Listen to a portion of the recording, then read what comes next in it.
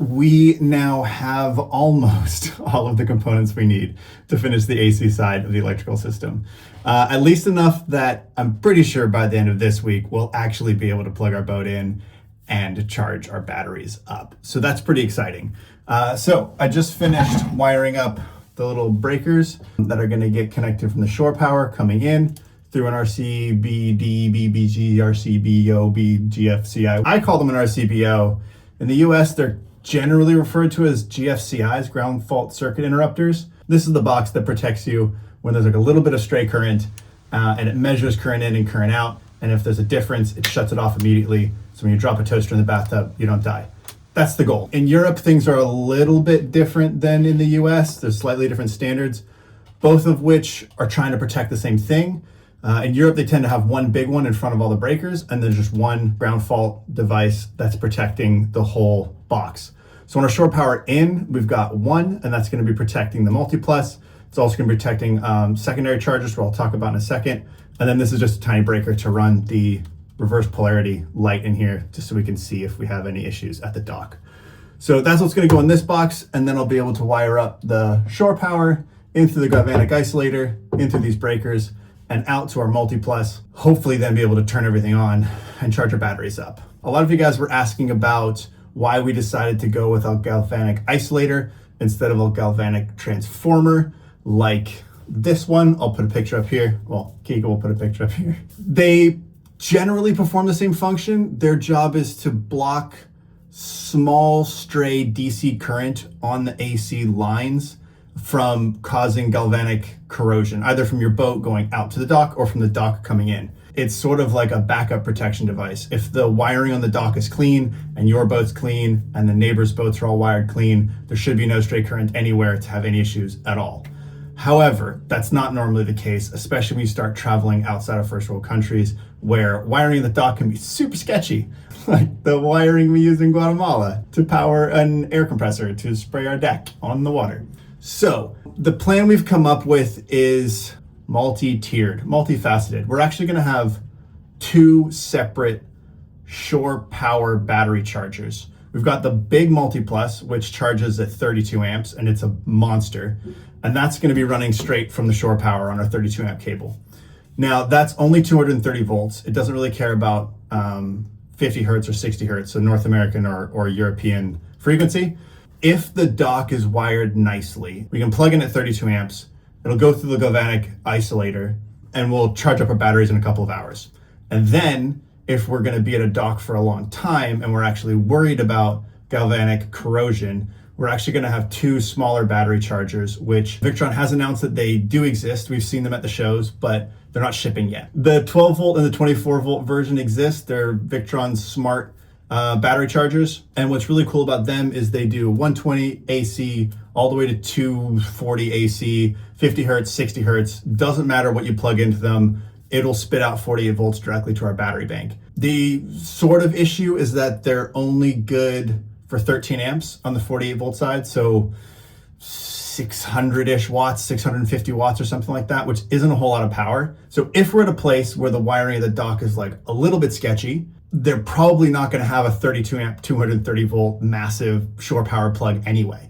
So if we only can plug into like an extension cord or something really small at some small random dock in the middle of nowhere, we're not going to be pulling the high loads out of it anyway. So we're going to be using the smart chargers and just sort of slowly charging our boat over a longer period of time. So what's cool about those is that it covers us in 120 situations, it covers us in 230 situations, and those smart chargers are galvanically isolated, so it's kind of like running it through the transformer. So that's why we didn't go with galvanic transformer, which is pretty big, it's pretty heavy. I think the biggest one, the 32 amp one, is like 27 kilos, I think. And then we wouldn't be able to charge at 120. There's a lot of sort of versions of how this can work. This is just our system. Then we think it's going to meet our needs the majority of the time. If the multi-plus doesn't see 230 volts, it just won't turn on. So if we plug into a 120 dock, we still don't need to change any of the breakers in here. Everything should just charge just fine. And if we need to control how much amperage these chargers are asking for from the dock so that we don't blow a breaker on the dock, we can change that through the Victron app, or we can change it through the GX touch display on the boat.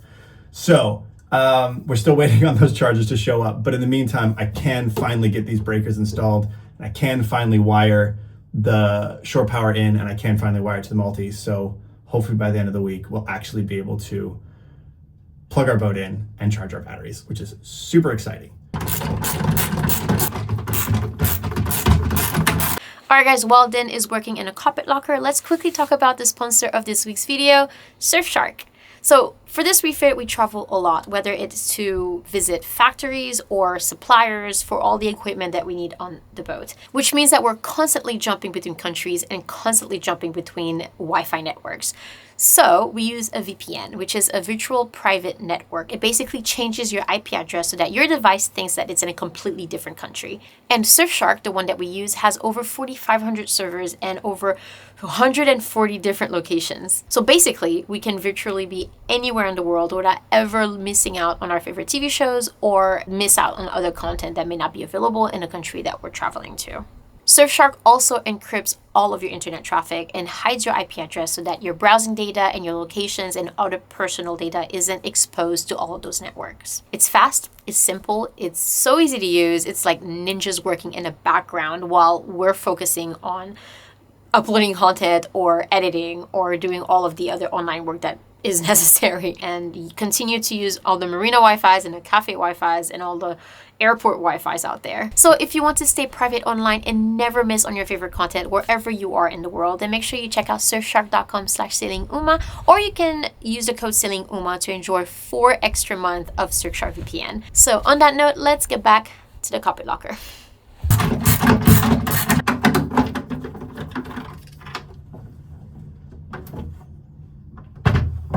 The reality is we've kind of built it's kind of like a charging system for electric car, where we've got like a supercharger that we can charge our entire battery bank up in only a few hours if we have that capacity at the dock.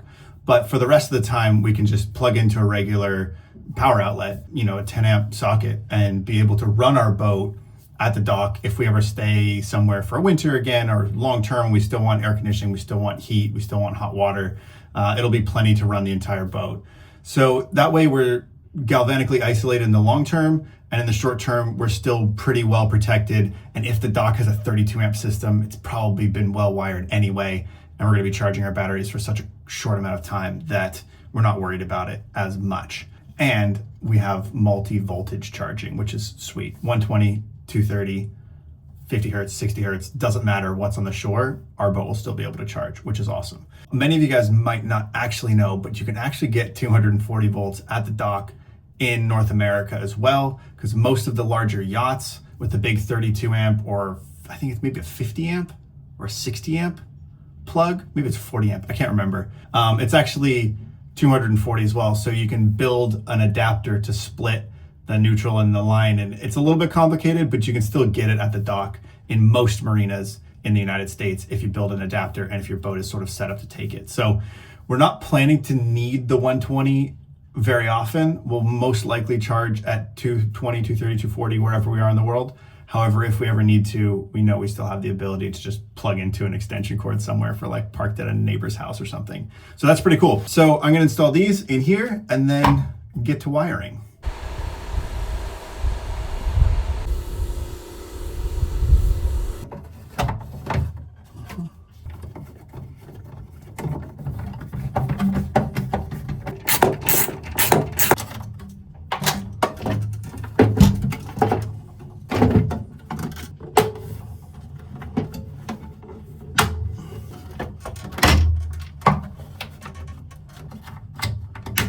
Cool. All right. Looks pretty empty in there. So these are installed. I got the spacers on it, which means now I can pull wire up the shore power plug and then get that in through the isolator into the breakers. The only thing that goes to the isolator actually is the ground wire. So the line and neutral comes straight into the top of this RCBO here, and then out to the multiplus.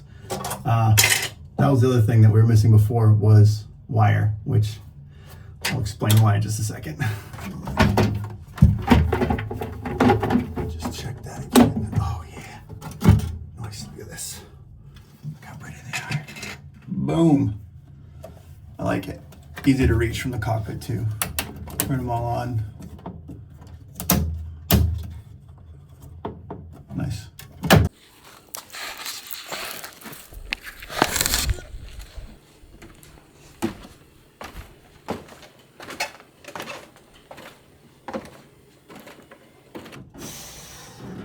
All right.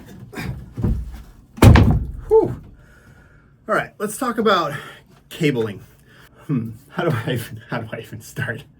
Generally speaking, on boats, it's, I think, probably one of the only industries left that doesn't actually have an electrical code.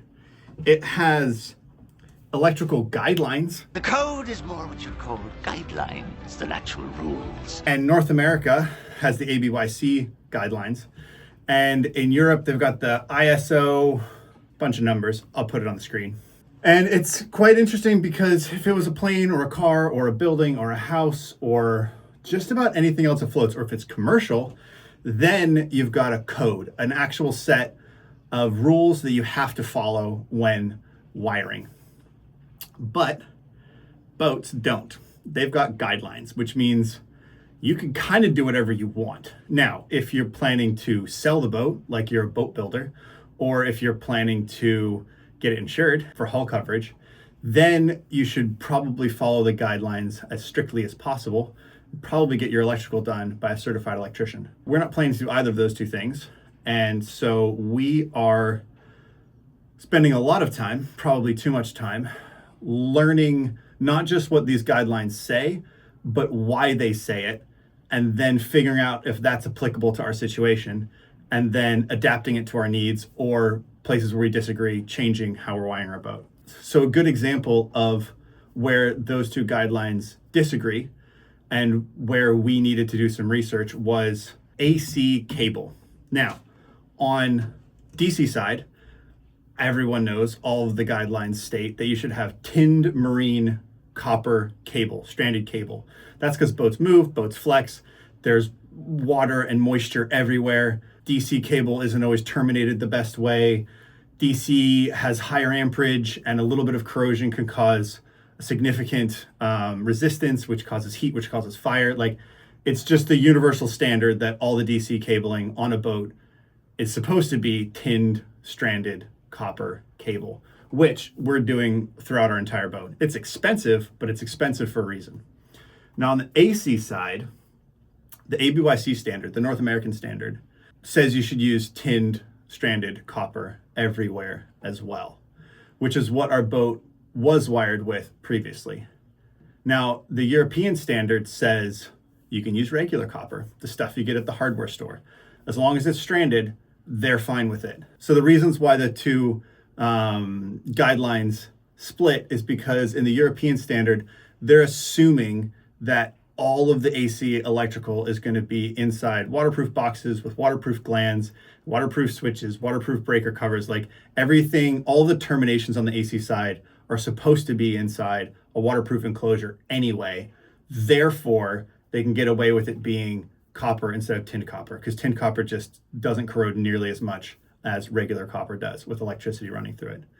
The other reason is AC tends to have less amperage going through it, and because it's pulsing back and forth, the corrosion becomes less of an issue, heat buildup becomes less of an issue. Overall, European standards on AC wiring on boats are, I think, lower than the ABYC standard. So because of that, it's very difficult to get tinned copper stranded cable in Europe. We reached out to all of the boat builders that we know and all the manufacturers that we trust, and they all use tinned copper cable, and they get it by, like the 1,000-meter spool or something like that. And we don't need that much. And if we only needed smaller wire sizes, we could have gotten away with just doing single conductor and piecing it together, getting the right colors for the wire, like the green and yellow for ground, blue and brown for neutral and line. That's the European standard. That's kind of what we're following on our boat, at least color-wise for the AC side. So it was just kind of difficult to source. So we finally got some. And this is 6mm. It's massive, and it's a relatively large spool, but it's not too large because we're running it all the way to our multi, and we're going to be running our oven off of it and maybe one or two other loads that are going to be high high amperage loads. And although most of our electrical connections on the AC side are going to be in watertight boxes, like the breaker box outside, our AC out box is also going to be protected. There's still places where those terminals are in open air and exposed to salty air and the marine environment, specifically in the bottom of our multiplus in that shore charger. This is pretty standard. It's not that Victron's the only one that doesn't make a waterproof inverter charger. I'm not sure if I've ever actually seen an inverter charger for a boat that has waterproof terminations on the bottom of it. And putting that thing inside of a waterproof box doesn't actually make sense because there's a decent amount of heat that it generates and it needs to push that somewhere. These are the electrical connections for the AC out and the AC in. So that's sort of the issue that we've found ourselves in. You can ask 20 marine electricians how to do something, and you'll probably get 25 answers. So ask us how we know. But at the end of the day, it's our boat. We're the ones that are responsible for it, and we're the ones that have to suffer the consequences if we get it wrong. So learning why these guidelines suggest certain things, and then figuring out if they're applicable to our situation, and then adjusting them if we need to, seems to be the best way to move forward, at least for us. Let's get to wiring.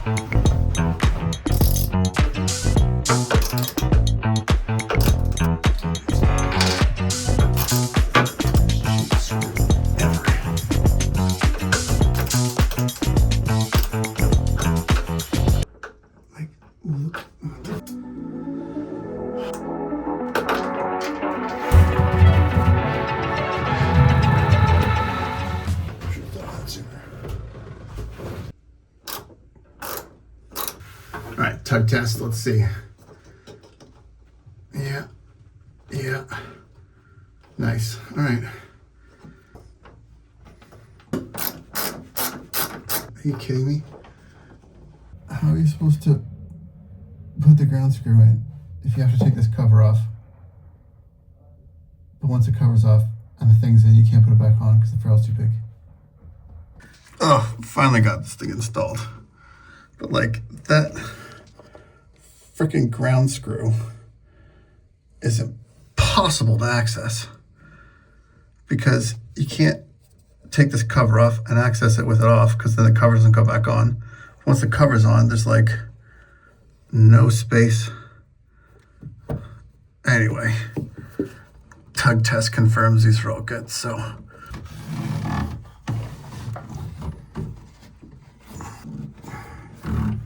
There's no retention back here, so I'm gonna have to get a zip tie up here or something. Whew, all right, I gotta crawl out of here. I don't know how I fit in these places.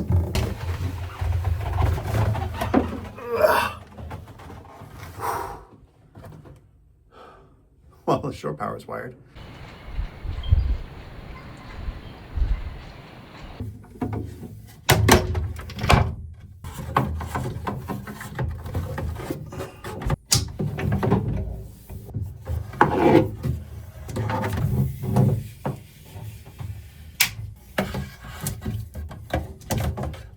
I know why there's white powder inside of this wire.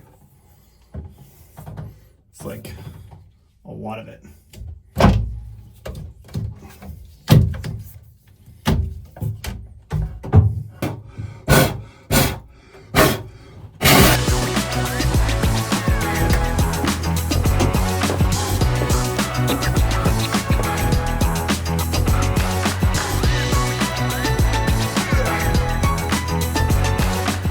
Pilot berth. Exactly. It's A little crew berth. I could sleep in here.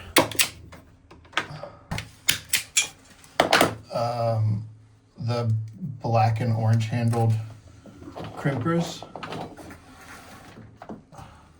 And one of those silver ring terminals that's in the little red bucket. And then I'm gonna need a piece of heat shrink that says SPPEIN.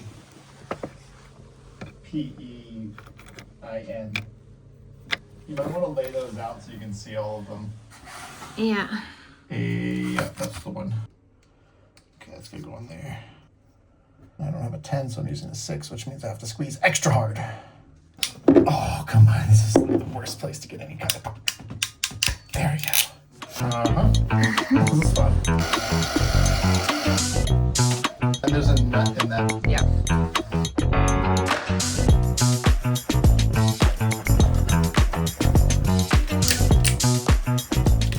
Something about laying on my back with like tools on my chest just reminds me of the good old days. Also without space above you, right? Exactly. Definitely feels more like a car than a boat. Although I think we do pretty good in space because we don't really like care about up and down, so to speak.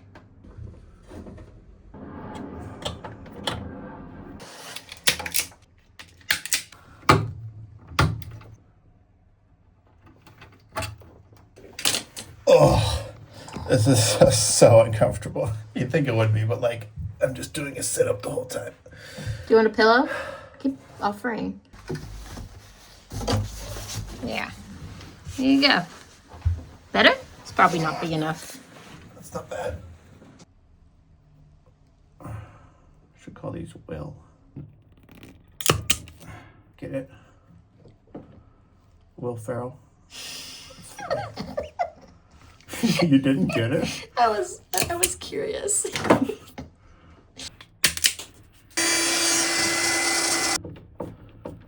Gonna get another Will Ferrell. I'll call him Elf. Yeah, it's also green. This is the world's best coffee.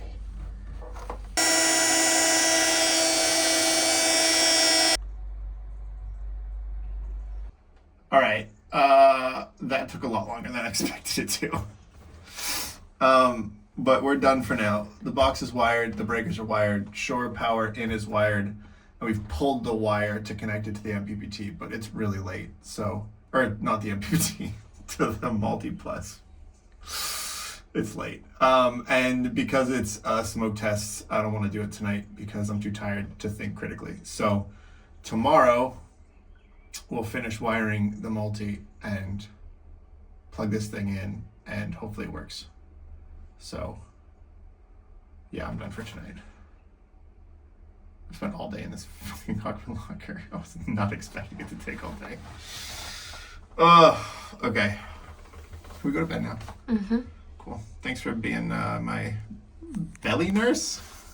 It's like putting tools on my belly so I can use them and put them back. Yeah. Oh, it's dark outside. When did it become dark outside? I swear I went in there, it was full daylight.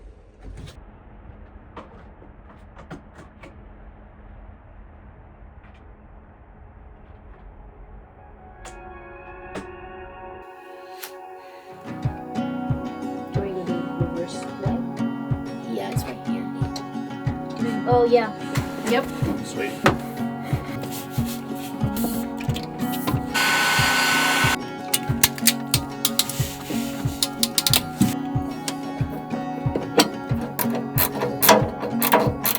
All right, well, this morning we just finished pulling the rest of the cable through to the multi-plus and wiring it up. So the whole boat side now, from the shore power plug to the AC in breakers and around to the multi-plus, and from the multi-plus to the battery bank, that's all wired. So the only thing left to do now is plug the boat in and test it and hopefully charge up our batteries for the first time in 3 years.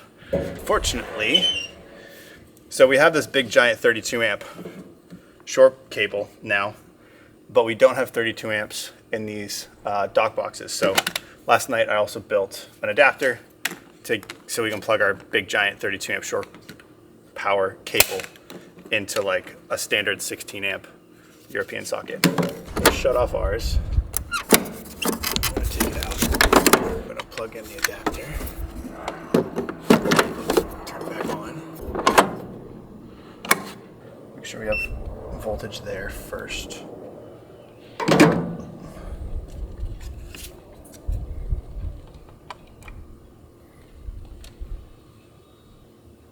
Yes, we've got 230, 235.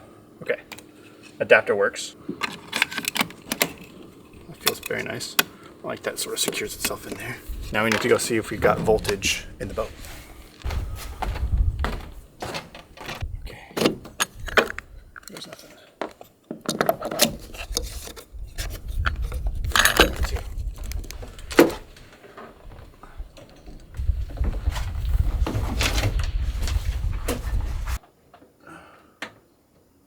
There. Voltage. Nice.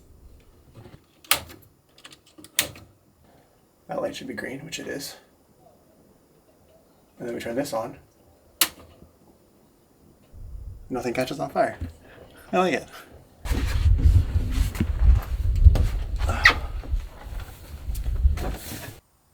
Yep. 230. Okay, now we need to turn on all of our BMSs. Make sure our battery banks are up and running, and then check the settings on that, and then switch it on. There won't be this many steps. In the future, we'll just push one button and everything will turn on. But this is the first time, so. Oh, it's backwards this way. Okay. All of our batteries are back on again. Whew. Now. Look how janky all this stuff is still. Ooh. Okay. Those are all there.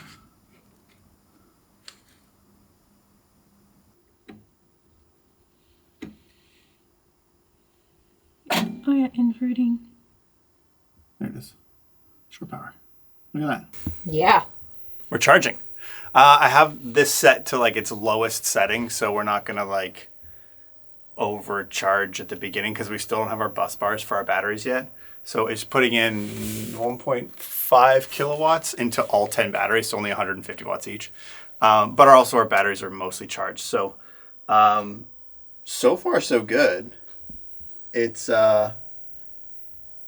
nothing shorted out, nothing tripped, nothing smoking. So we'll leave this running for a while and hopefully get all of our batteries charged up fully, which is really cool. It does make like a little bit of a buzzing sound. It'll probably be louder when we like dial it all the way up to 6 kilowatts, but that's also why this is sort of like our rapid supercharger. And then if we're just like maintaining our charge at the dock, we'll be running it through smart chargers once we get those, which are silent. So it shouldn't be an issue. And I don't even hear anything. Yeah, it's a very subtle hum. Like I hear it, but it's not that. It's nothing like the water pump.